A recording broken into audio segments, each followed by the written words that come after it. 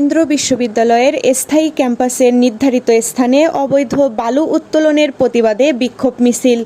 সিরাজগঞ্জ শাহজাদপুর প্রতিনিধি মোহাম্মদ শরীফুল ইসলামের ভিডিওচিত্রে বিস্তারিত। রবীন্দ্র বিশ্ববিদ্যালয়ের স্থায়ী ক্যাম্পাসের নির্ধারিত স্থানে বুড়ি পোতাজিয়া মৌজায় অবৈধভাবে বালু উত্তোলন করেছে একটি অসাধু চক্র। রাতের অন্ধকারে অবৈধ এই বালু উত্তোলনের প্রতিবাদে বিক্ষোভ মিছিল করেছে রবীন্দ্র বিশ্ববিদ্যালয়ের বিক্ষুব্ধ শিক্ষার্থীরা। রবিবার বিকাল ৩টায় শিক্ষার্থীদের বিক্ষোভ মিছিল রবীন্দ্র বিশ্ববিদ্যালয়ের অস্থায়ী একাডেমিক ভবন ৩ থেকে শুরু হয়ে শাহজাদপুর শহরের প্রধান সড়ক প্রদক্ষিণ করে উপজেলা পরিষদে গিয়ে শেষ হয়।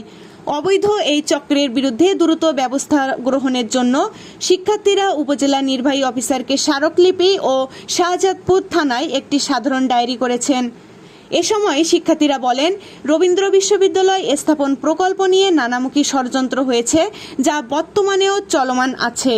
অবৈধ এই বালু উত্তোলন এই ষড়যন্ত্রেরই অংশ।